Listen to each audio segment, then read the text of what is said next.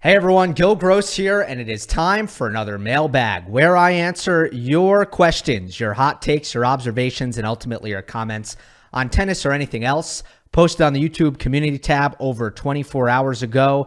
Got huge participation this week, which is always appreciated. We were well into the triple digits in terms of number of comments.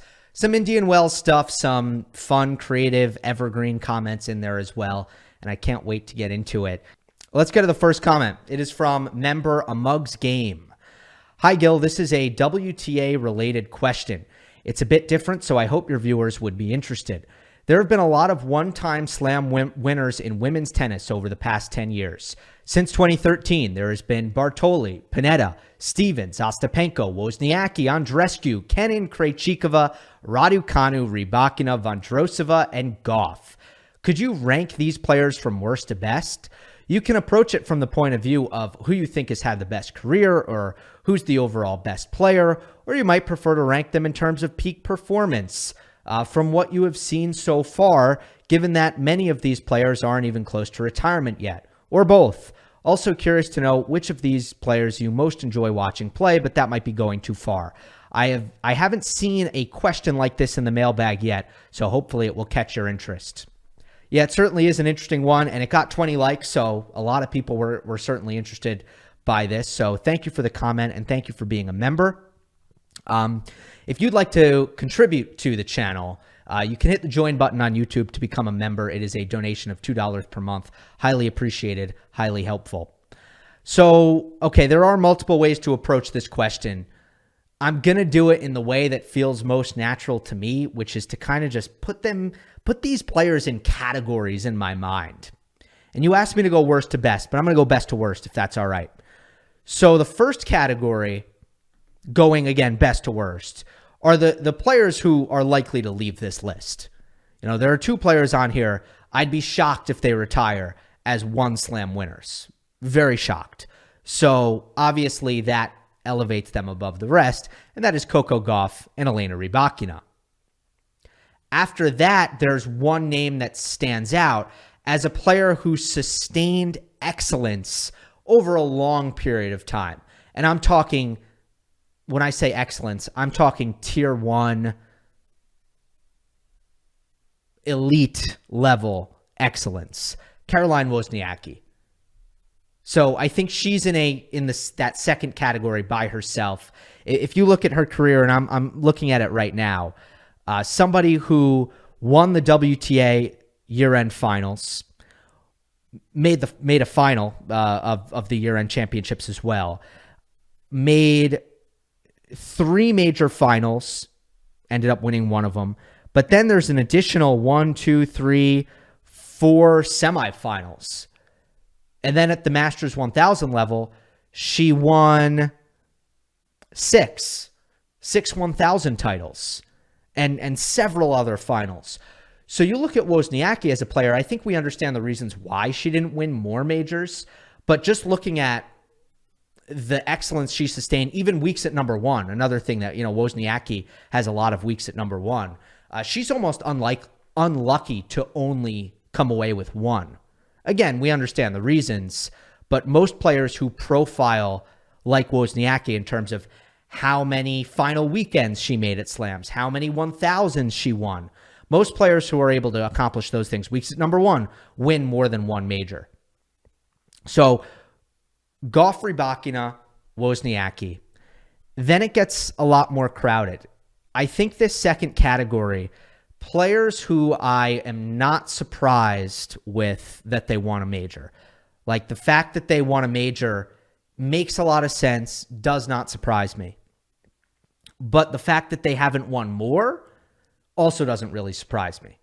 Okay? So I think this next group of players, I feel like I just feel like them winning one major makes a lot of sense. Sloane Stevens, Bianca Andreescu, given the health issues that she would end up having and the mental hurdles that she would end up having to overcome as well. Marketa Vondrousova. So I wouldn't be shocked if she doesn't win another. I think she can win another, but I wouldn't be shocked if she doesn't. Elena Ostapenko, Sofia Kenin. Most of those players have a level of physical and technical talent that is at the level of somebody who can go all the way and win a slam, right? All of them have a level of tennis capabilities, at least at one period of time, which for many of them are a period of time that is a little bit short probably for their liking, where, okay, this is a slam winning level of tennis, but they weren't able to sustain it for whatever reason, or they are inconsistent by nature, or they are spectacular in certain aspects of the game, but incomplete in some way that makes them a little bit more vulnerable. That's the third category of player. The fourth category of player is players who I'm surprised. It's surprising that they want to slam, which is okay. It's not a slight. It's not to take anything away from what they accomplished. But sometimes in sports, there are outcomes that are unlikely and they end up happening, right? Like, not every outcome is a likely outcome. And I think there are some players on this list who happen to win a major, but given what their regular level of tennis was throughout their career, it was an unlikely outcome that they were going to win a major. So right now that's Krejcikova, Panetta, Raducanu, and Bartoli. I'm a little bit hesitant on Bartoli and to a lesser extent Panetta because they were a little bit before my time as a very close, knowledgeable observer of tennis. I remember when they won their majors. I was there. I was watching. But, I was a little bit more casual. So a little bit hesitant, but I even think like looking at where they would normally end up in the rankings throughout their careers, I think it's fair to say that they won their slam title runs are an example of variance. So there you have it. That's how I would categorize those players. Let's go to the next one. This was the top liked comment, comes from Ron Ravi. Aside from the obvious choice of Sinner Alcaraz, what are some, let's say, 5 matchups that you consider stylistically entertaining or exciting from a viewer perspective and hoping to see when a draw comes out? I wanted to kind of include some of the replies to this one because it's so subjective that certainly any answer is valid here. Max Dangvu says Sinner Medvedev is not spoken about enough. Yes, Sinner Medvedev was one of the most entertaining head-to-heads last year, no doubt.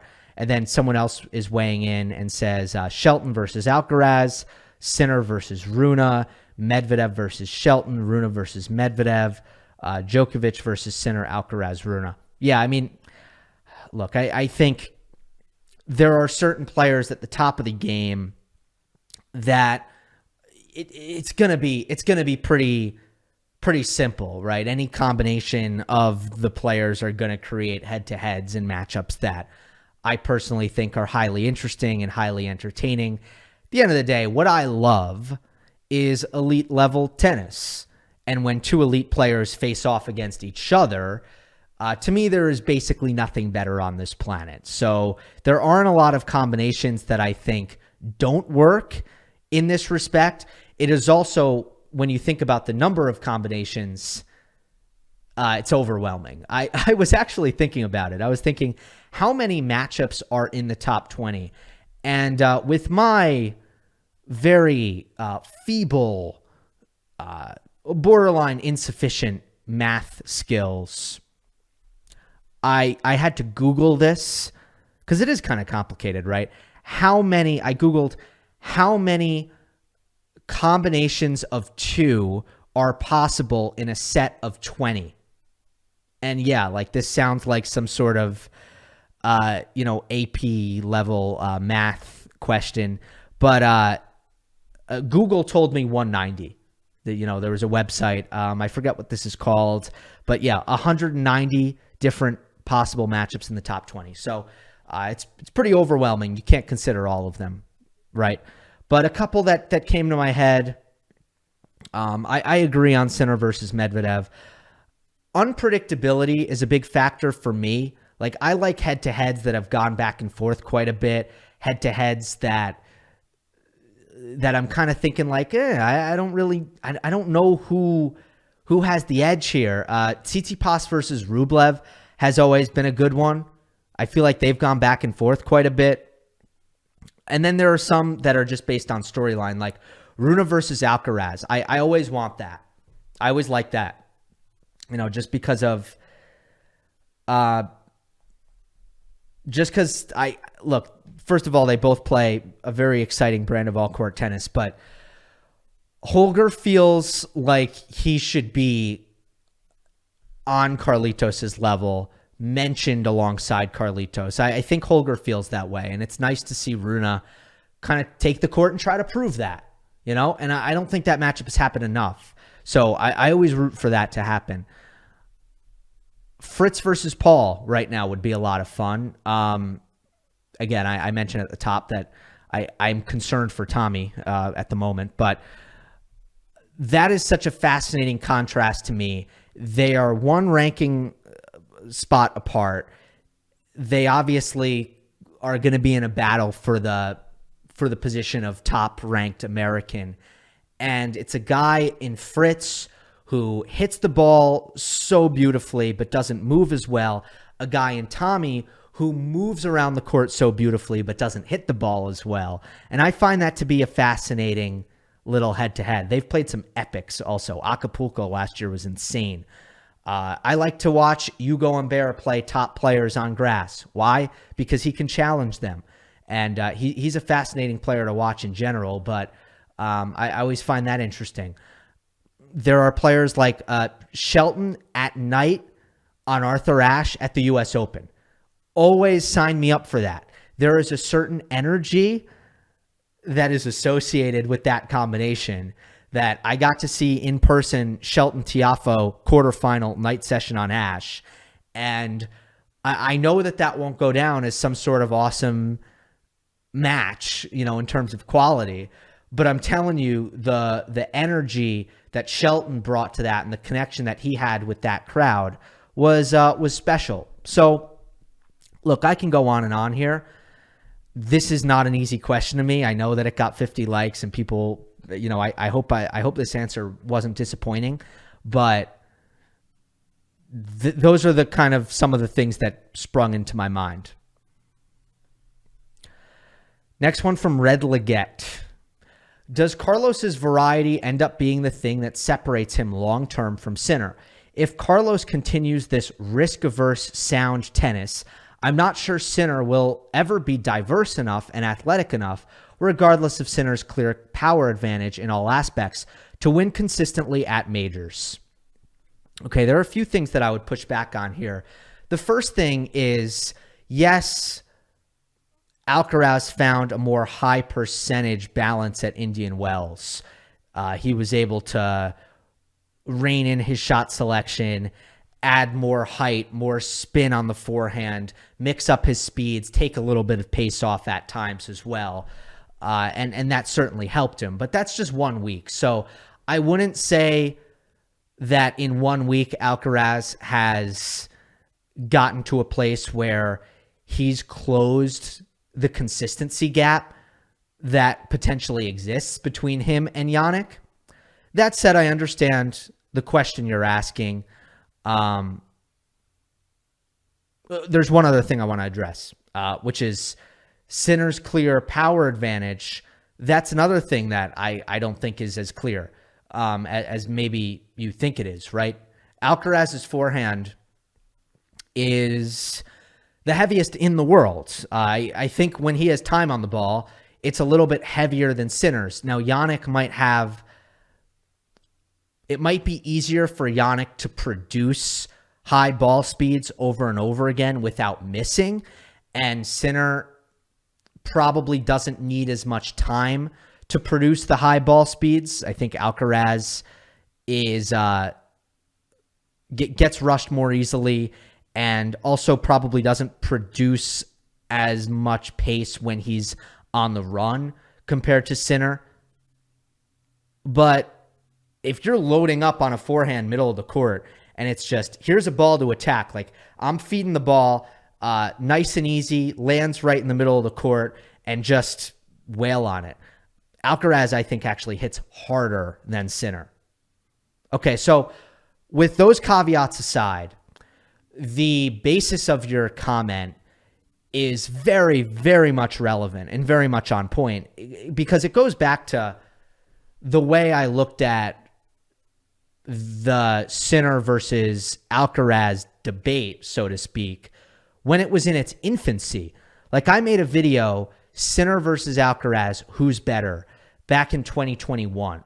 At this point, Jannik was much more of a known entity, but Alcaraz, after making the U.S. Open quarterfinal and beating Tsitsipas in that high-profile five-setter, Alcaraz was starting to become a very known commodity in his own right, more as a prospect. Again, not as an established top player, but as a prospect. At which point it was kind of clear that Alcaraz was going to be nipping at the heels of Sinner and potentially passing him at some point. And they ended up playing, I think it was in Paris, might have been in Basel, but I think it was in Paris. And I talked about that match and what I saw. And at that point I said, look, I do think Alcaraz is going to have the better career. And the reasons you're pointing to in this comment was the reasons that I alluded to. I said Alcaraz is a better natural athlete. He moves better than Sinner already, and he will likely always move better than Sinner. And that is still the case, but Jannik now moves better than I ever thought he would. You know, that's the main area. I've always had an enormous amount of faith in Jannik Sinner, mentally and technically, and I've always thought that he's great at improving his game. So I've never worried about Sinner in a big way. The only area where Jannik has kind of proven me wrong is how athletic he's become.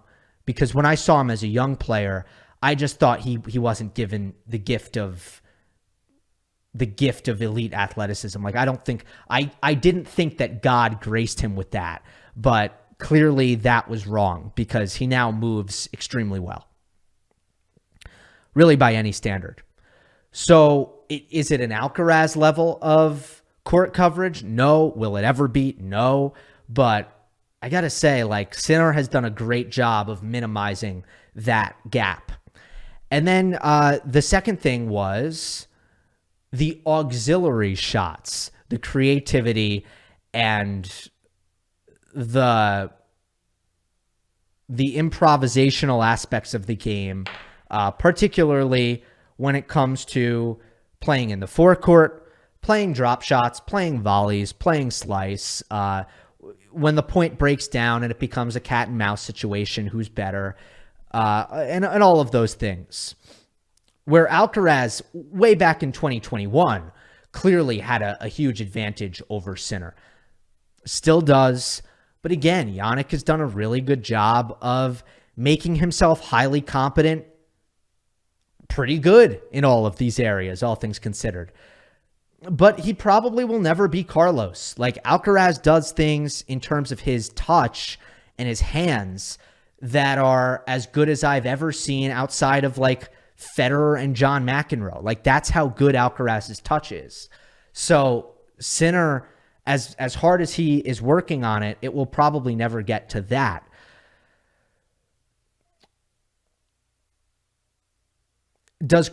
So you're asking me, are those the things that will separate Carlos long-term from Sinner? And my response would be, if Alcaraz does indeed separate himself long-term from Sinner, those are likely to be the reasons. Raw athleticism and court coverage, right? Just superior athleticism and superior variety and auxiliary weapons. Just, anything outside of serves, forehands, and backhands from the baseline. And anything else I'll call auxiliary, right? And Alcaraz is superior. So if Alcaraz does indeed separate himself from Sinner long-term, it will be for those reasons. But that's still an if, right? Sinner is going to have something to say with his serve, with his return of serve, with his ground stroke consistency. And those are the reasons why perhaps Alcaraz won't separate himself from Sinner. Next one is from Pasai. Why does no one consider Steffi Graf the women's GOAT when she has the Golden Slam most weeks at number 1 and at least 4 wins at each of the majors and just 1 slam fewer than Serena? And she retired at 30. It doesn't even seem close to me, yet she is barely spoken about. Okay, so I am not going to do the GOAT debate right now in any kind of definitive way because I just don't think I'm the best person to do it. I think there are people who covered Steffi Graf throughout her career, covered Serena Williams throughout her career, and are, excellent historians of the game. And I much prefer to leave that to them. They see the full picture, the full context. They were there and I wasn't. So I fully respect that. But what I will say right now is, first of all, and I've said this when it comes to the male GOAT debate, as soon as you cross eras, it becomes really hard to come up with a definitive answer. It becomes very complicated. Numbers alone are sometimes insufficient because context becomes more and more important. That in itself should make people a lot more hesitant to label Serena Williams the GOAT. But then when you go even further and you start to understand that when you look at the numbers, Serena is not clearly the GOAT, that there are some areas where Serena reigns supreme, and there are some arguments for Serena Williams as the greatest of all time. There are also some arguments that it is Steffi. There are even some arguments that maybe it's Martina, especially if you include doubles. But it's clearly not straightforward. So what I'll say now, without delving into the comparison of Steffi and Serena, it did rub me the wrong way when Serena was being presented as the GOAT, undisputed.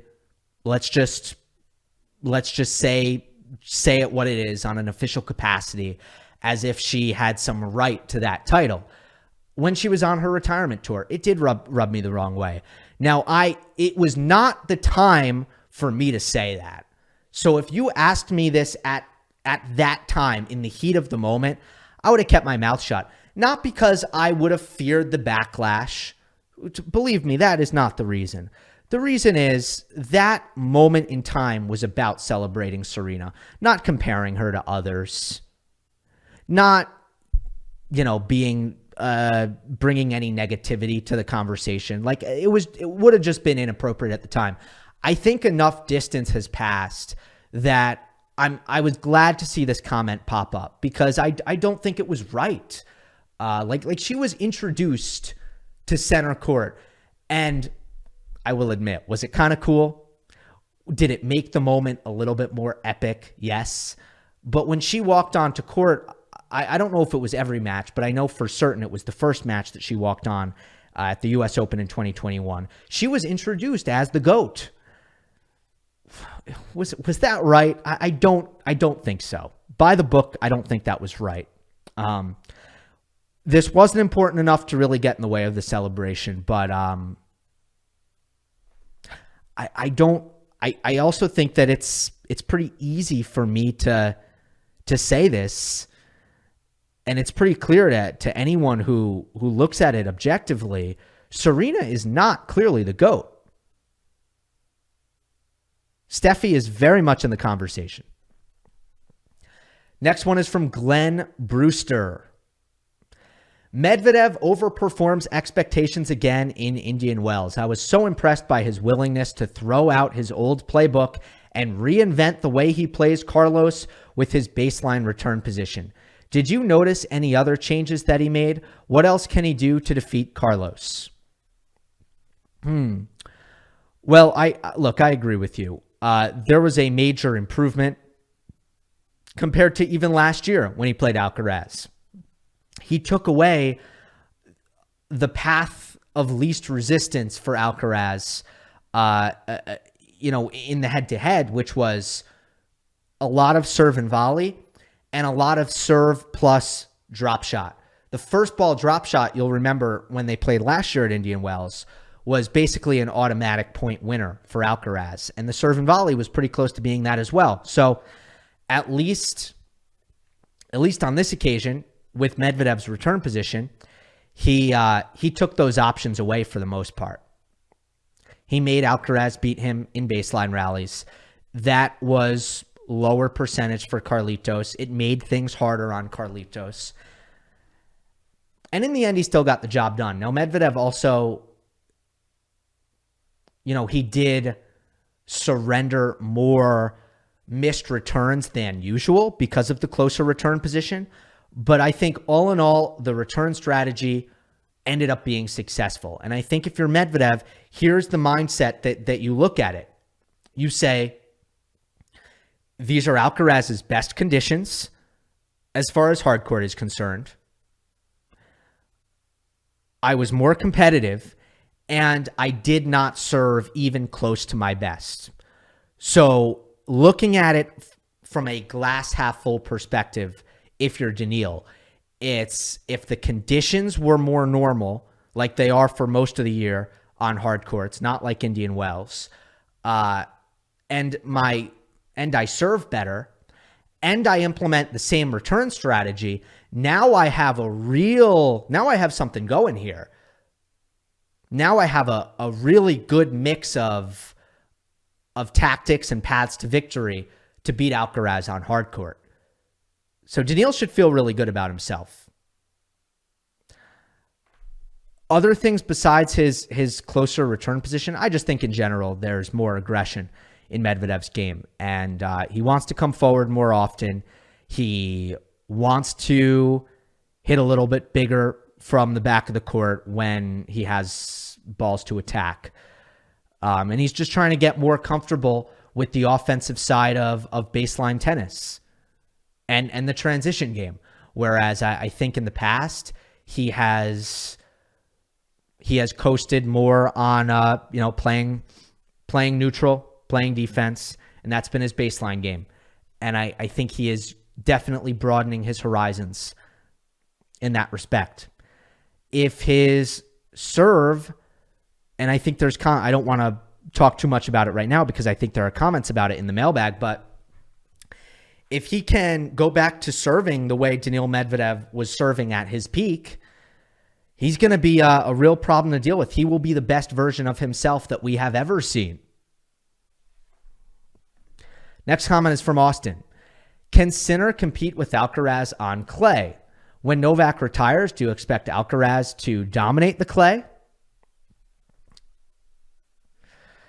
Look, I think a lot of the advantages that Sinner has over Alcaraz in general are somewhat muted by the clay. First of all, I think when the tempo of play gets really, really fast, Sinner is more organized. And Jim Courier used a good word, more programmed. So when you're more organized and you're more programmed and you have shorter backswing on the forehand, you can be more consistent when the tempo is really high. So I think Sinner's more comfortable in the quick tempo. It's part of the reason why when we saw Alcaraz flip the script and start to play better tennis against Sinner at Indian Wells, he actually slowed things down. He hit the slice backhand more often, and he put more air and spin under his forehand. So that made it more difficult for Sinner to open up the court, to rush Alcaraz, to get Carlitos out of position and then change direction into open court. All of those things became more difficult.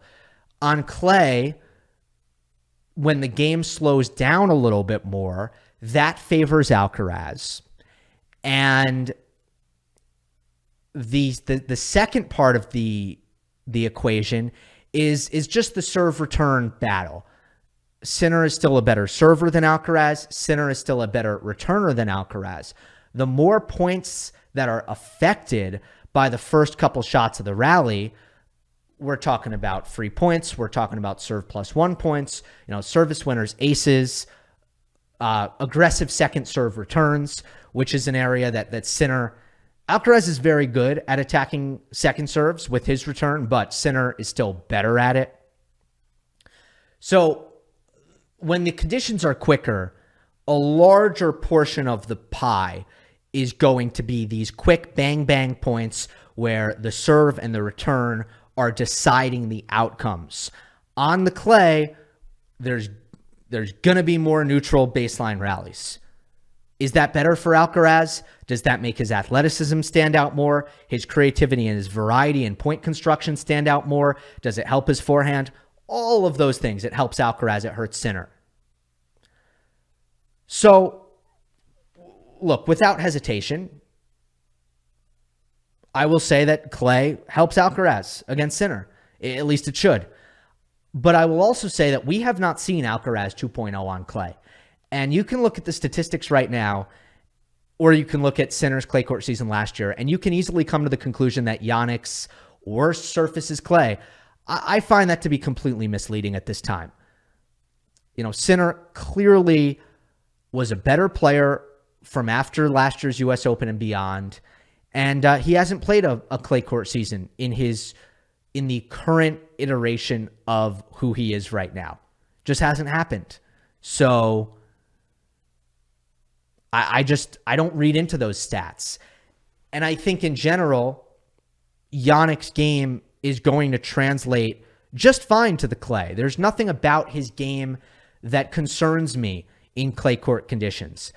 I think he has the consistency.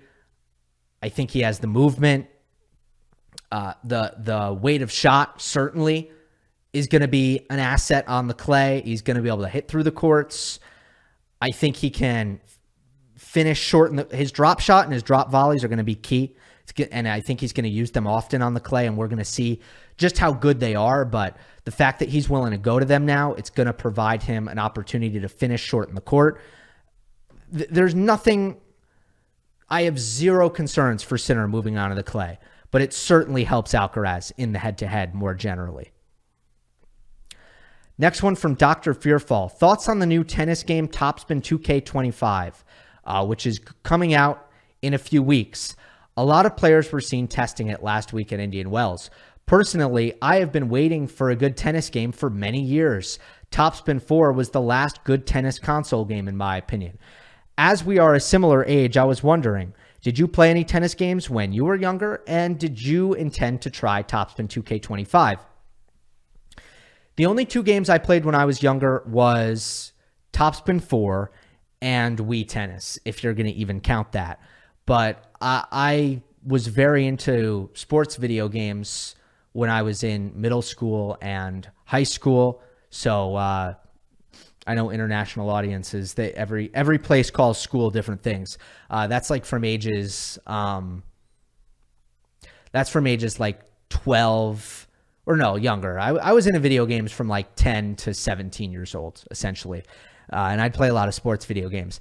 I had a short stint with TopSpin 4, and I enjoyed it a lot, but it didn't have a lot of staying power, especially because while the NBA and MLB and Madden NFL games would update year after year after year, TopSpin was only once. Look, here's what I'll say about this right now.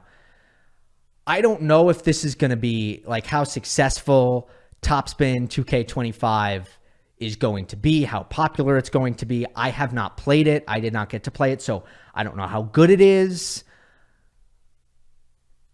But video games are a good example of a growth opportunity for tennis when it comes to young audiences that far exceeds the potential that any of like the format tweaks that are thrown around and discussed in terms of trying to get young people into tennis, right?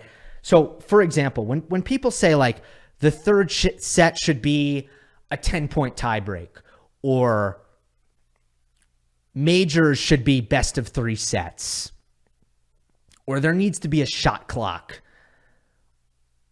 all of this stuff about the format that some people in the sport like to think makes some kind of difference in terms of young people. And I think it's so off base and so nonsensical, right? To think that and this is what I always say, think about the people in your life who are not interested in watching tennis, and then say, hey, you want to watch it now that it's best of 3? Any interest?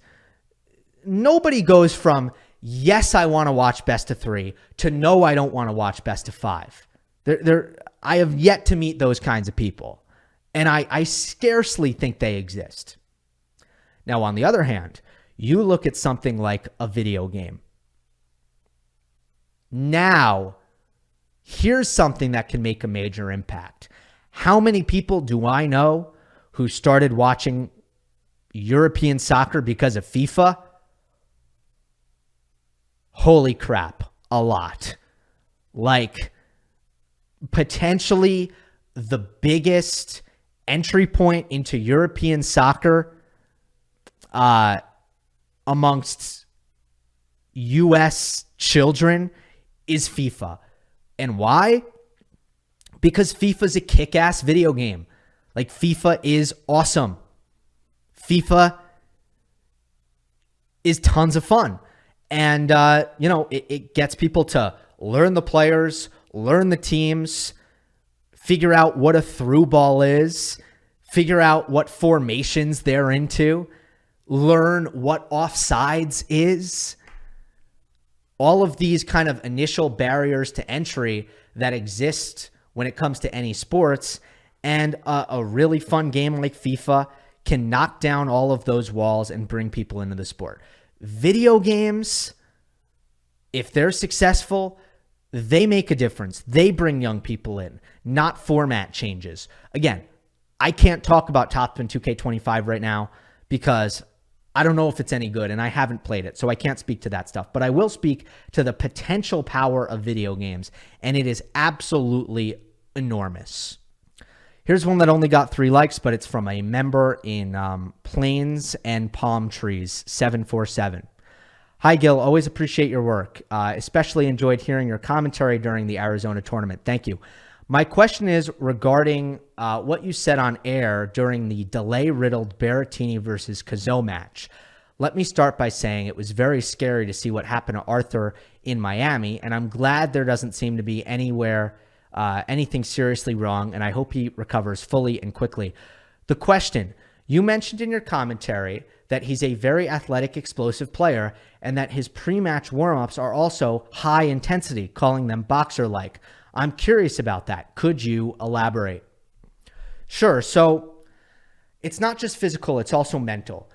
This is an example of where my access, in my opinion, gave me some good insight into potentially why Berrettini handled some of the stops and starts better than Cazaux, with the caveat that ultimately Cazaux was up 5-3 in the third in that match, so he easily could have won it.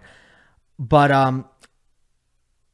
when it rained, I went back into the players' lounge, and I saw Cazaux waiting to come back on court. And I can tell you, he was not saying a word to anybody.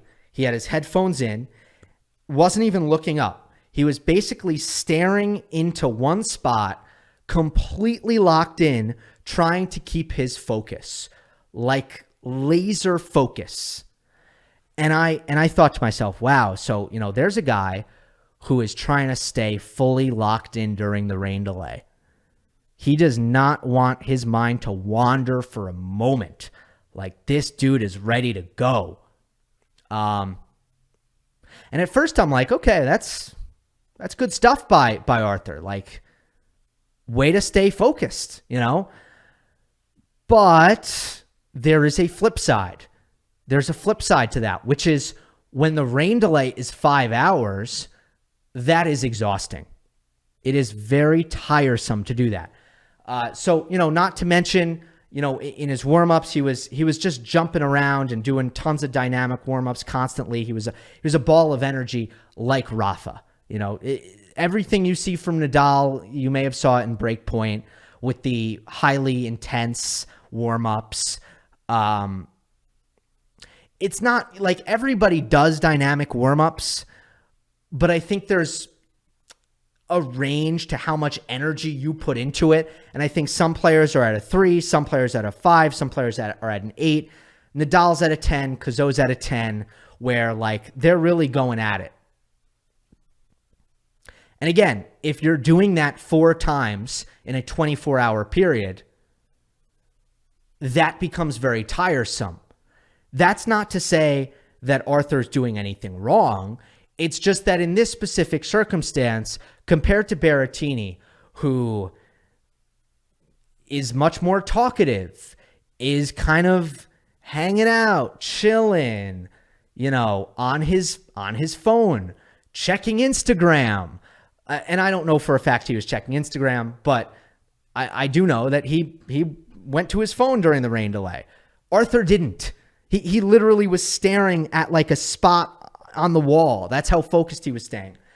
So all I'm saying is it was fascinating to see the contrast in approaches and then potentially how that materialized on the court, because unfortunately for Cazot, it became an exhausting 24 hours of rain delays on the court, off the court, on the court, off the court. So that is why in my commentary I brought that up. Next one from Joshua Kriegler. Hi, Gill. I'm interested to know why your older videos are down on this channel. I saw there are no videos pre-2021. I wanted to go have a look at what your opinions were on certain players back then, but saw that the videos have been removed. Any reason why? Do you have any intention of re-uploading them or putting them on a different channel? Thanks a lot. So the reason why there are no videos out here pre-2021 is because those videos suck and are embarrassing. That is the reason. So I took them down. Look, at the time, they didn't suck. And I appreciate those of you who watched me back then. I know some of you still watch me now. But you can attest to how much better I am at presenting my thoughts, at speaking in front of a camera into a microphone. I've gotten a lot better at this. And in general, I think what complicated things for me is that the internet is forever. And in some ways, what I do here on YouTube, every time I come out here, and I don't think about this constantly, but it's somewhat of a job interview, a resume. Every time I put something out onto the internet, I assume that anybody in the world, whether it be a potential employer, a potential sponsor, a podcast company, some boss somewhere or anywhere might see it. And they are going to form opinions based on what they see. And they may or may not notice that it's from 2021. So there's just something naturally in me that wants everything out there to be of a certain quality. And that's why I took down my old videos, because I wasn't proud of the quality. Simple as that. Let's do 2 more. Then I'll tell you why I'm wearing a hat for this video. I don't think I've ever worn a hat on this YouTube channel. And then we will wrap it up. All right, this is from the Emerald Gamer. Hi, Gill. Wanted to ask you about Dominic Thiem. He has unfortunately gone from probably the biggest threat to the big 3 from 2017 to 2020 and a Grand Slam champion to losing early in challengers. Just today, he lost 6-2, 6-1 to a guy ranked outside the top 200. What do you think needs to be seriously improved in his game in order to at least compete at a top 50 level? I think both ground strokes and the return have become really inconsistent to the point that even Dominic doesn't know if they will go in or not. Also, do you think Thiem has it in him to make it back into the top 50? How about the top 30? He implied that if he doesn't end the year top 100, he will retire. Do you see that happening? If he makes that choice, where do you think he'll call it quits? Yeah, so a lot of questions. First of all, I'm not going to speculate on the retirement. But I did see those comments. So in case anybody doesn't know, Thiem has said if he doesn't improve his results, this is probably going to be his last year. We'll see if he sticks to that. I mean, players change their minds all the time about that kind of thing. I also didn't see his match, the 6-2, 6-1 loss in the Challenger this week. I didn't watch it, so I can't speak to what happened. I've covered a couple things with Thiem over the course of the last couple years. The forehand is not what it used to be, or not even close. And I don't know if that's something medically that happened in the surgery that, I mean, look, the wrist is really important. It's one of the major components in how well you can hit a forehand, is how flexible and how strong your wrist is through the point of contact, especially once you start, accelerating your arm forward. So maybe it is a physical thing, but what was puzzling is that Thiem at certain points in time has said that it's mental, and that's why the forehand is not the weapon that he used to be, which to me is almost hard to imagine, just because you would think if it were mental, you would at least see maybe in practice, or maybe certain periods and of certain flashes of the old Dominic Thiem forehand, which was the biggest, baddest forehand really out of, on the tour. Maybe him and Matteo Berrettini and Nadal, except he moved a lot better than Berrettini. So what's been eye-opening to me is when you take a player in Thiem and you take away that forehand, how ordinary the player becomes. Not shocking to me, right? Because what was he winning with? Like, think about it. Was he winning with his serve? Was he winning with his movement and his defense? Was he winning with his backhand? Like, the answer to all of that is no. He was winning with his forehand. That was the shot. That is the shot, period. So I think that's a big part of it, but also something that I've theorized with, and it's really hard to prove this, but when it comes to his overall game, his fitness, maybe him struggling on the return or the serve, or just his overall, again, everything, I do wonder if the work rate ever got to where it was before he won the U.S. Open. Because after he won the U.S. Open, he talked about the motivation being a struggle. I do think that the work rate went down as far as how hard he was able to train every day, and how, with what mental and physical intensity he was able to play his matches week in and week out.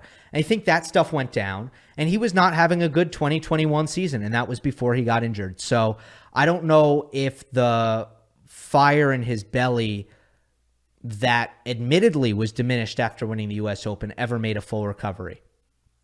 Last year, he was healthy the entire year, and he did not climb up the rankings. He basically jogged in place right around 100 in the world. So I have no faith that he will return to the top 50. And there's no intricate analysis involved in that statement. It's just a matter of what the trend is. And the trend over the last 2 years is he's not improving. So if I predict that he's going to improve, what is that based on? It's based on literally nothing. It's just a hope. So I think I have to leave it at that. I guess I talk about him on the mailbag once every 3 or 4 months. It's been the same stuff for a long, long time now. There hasn't been a lot of new content, unfortunately. The comments still get a lot of likes. I still like to check in every now and then. He's still somebody who I like to keep my eye on. But overall, it's sad. I miss him at the top of the sport. Unfortunately, there hasn't been a lot to say recently. From Jacob. Do you envision a scenario where players can make a good living playing mostly on the Challenger Tour? Do you think the ATP/WTA are doing enough to improve the lower tiers of the game? Would something like Saudi investment be used to do this? So the third part of your question is the most interesting, or the last part of your question is the most interesting, because this is where I envision changes happening, which is the introduction of Saudi interest and Saudi money in tennis is forcing change. It is forcing restructuring. And Indian Wells, while the tennis was being played out on the courts, in boardrooms in the back, the most powerful people in tennis were literally discussing monumental changes to how the sport is governed and how the sport is ran. And I think my understanding of why this is necessary at this point is because if tennis does not optimize the structure and the format, that is where it becomes vulnerable to a competing tour. And that's what happened in golf. The Saudis created a competing tour. Everything being done in tennis right now is to avoid that scenario. John Wertheim has used the term, they're playing defense. So playing defense is bringing the Saudis in, involving them, and reforming the entire tour in a certain way that makes everything more secure and robust. And that means, in this case, getting everybody more money, which includes a $1 billion investment, which has been put on the table for the ATP and the WTA to merge. But as far as I understand, what is being proposed here is that there would be a super tour with 10 Masters 1000 tournaments, including one in Saudi Arabia, and the 4 slams, men, women combined, and a 2-month, a guaranteed 8-week off season, and periods of rest, 1-week periods of rest before and after each major. So less tennis, more scarcity, more, focus on the premium product, and bundling of the media rights, television, sponsorships, bundling it all. ATP, WTA, 10 Masters 1000, 4 slams, it's all together as one, so it can be sold for a really, really, really high value. That appears to be the plan. How does that affect lower ranked players?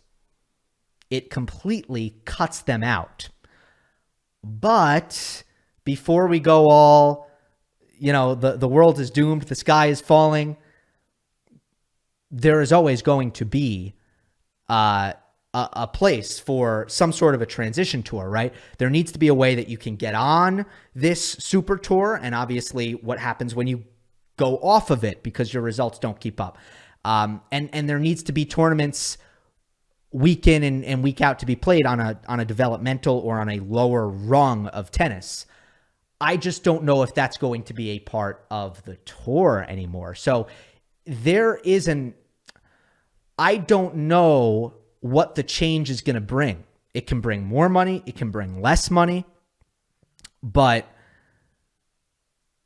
what it seems is that it might be, look, basically the ground is shaking. The ground is moving. So what's going to happen? I'm not clear. I'm not clear on that. In fact, it's one of the biggest questions. Biggest questions in all of this is, what does world number 120 look like now? And what do the tournaments, what is the professional tennis outside of those 14 events? What does that look like? I don't know that question's been answered yet. It's going to be answered. So I wouldn't panic and be like, the 170th best tennis player in the world is suddenly going to be homeless without income. It's not going to happen. And also all of the 250s and stuff that theoretically would be cut out here. I would assume that in some capacity, many of these venues are going to continue holding professional tennis events.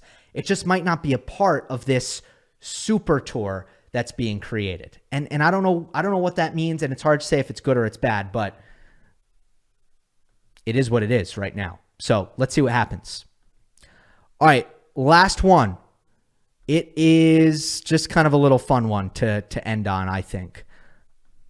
From Max. A while back, I think it was Andy Roddick who suggested being penalized for a bad toss if you begin the service motion, as the rule indicates, but is not enforced. Okay, that was weird wording there, but I think I'm following you. Would you agree with enforcing it? The service points would be a little more exciting, in my opinion, and more interesting, as a bad toss would force a more difficult serve and play with the minds of players. All right, well, look, I don't think it'd be that exciting. I think the player would just have to hit a bad toss. And while I don't think it would be that exciting, it's one of those things where whenever people say, like, look, the service, the toss is part of the skill in serving, that makes perfect sense to me. That makes total sense to me, right? Like, why should you be able to catch a bad toss? It's your fault that you threw a bad toss. And I get that sometimes it's windy, but like, oh well, just hit the toss. So, and it's pretty annoying. Now, look, there aren't a lot of players who are guilty of this, of just constantly catching tosses. But when it does happen, it is supremely annoying. And I would go as far to say that the only reason why there hasn't been a rule that has outlawed catching tosses is because these players have good tosses and don't catch their tosses a lot. But if we got into a position where it was happening a lot, it would stink. Like, people might start to think about, this is how rules work, right? Nobody likes to change anything unless a problem emerges. But it's literally annoying for all parties when players have to catch their toss all the time. And I totally am in line with the logic that throwing an accurate toss is part of the skill of serving. It would hurt me. My toss is by far the worst part of my serve. And by the way, probably true for 80% of recreational tennis players. One thing that is, I'll end on this, thoroughly underrated is how good pros are at tossing the ball. It's impressive. And it's the kind of thing that nobody's going to appreciate because it's like, cool, you toss the ball. But the fact that it's in the same spot every time, it's super key. Super, super key. All right, why am I wearing a hat? I hate hats. It doesn't matter how hot and sunny it is outside. I don't like to wear hats. But I was really sore last night from all the tennis I've played this week. And I'm like, I need a hot shower. And I'm just going to stretch in the shower. So then I woke up this morning and my thought was, I don't want to go back in the shower. I just showered right before I went to bed. But my hair was all messed up from the pillow. So I threw on a hat and I went about my day. And that is why, maybe for the first time ever, I'm wearing a hat on this YouTube channel. Hope you enjoyed. Don't forget to subscribe. I'll see you next time.